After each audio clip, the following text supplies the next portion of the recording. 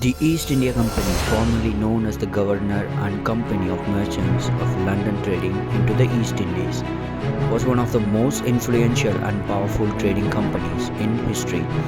Establishment in 1600 through a royal charter granted by Queen Elizabeth I of England. The company was formed with the primary objective of exploiting trade opportunities in the lucrative markets of the Indian subcontinent and East India.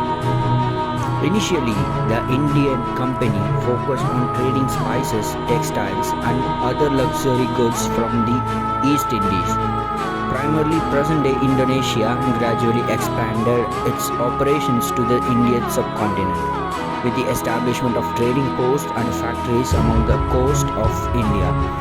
The company soon became deeply entrenched in the region's commerce.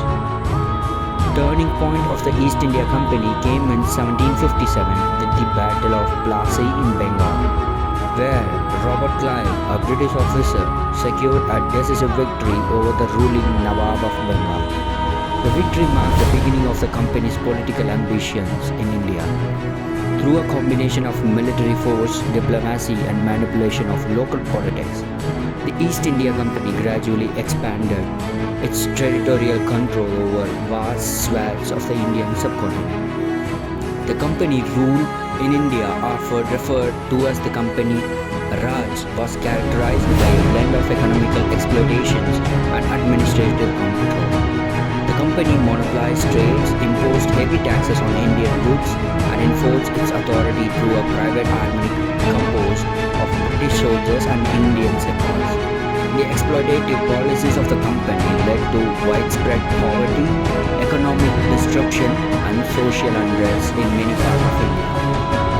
In addition to its economic activities, the East India Company also played a significant role in the shaping of the political landscape of India.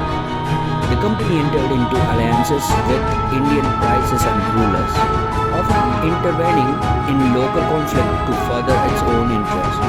By the early 19th century, the company had become the de facto ruler of larger parts of India, exercising both political and military control over millions of people.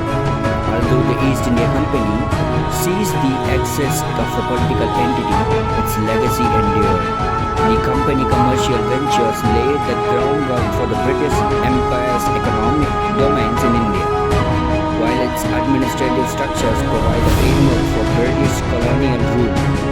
The impact of the East India Company on Indian history, economic, and society is profound and far-reaching, shaping the course of events that would ultimately lead to India's independence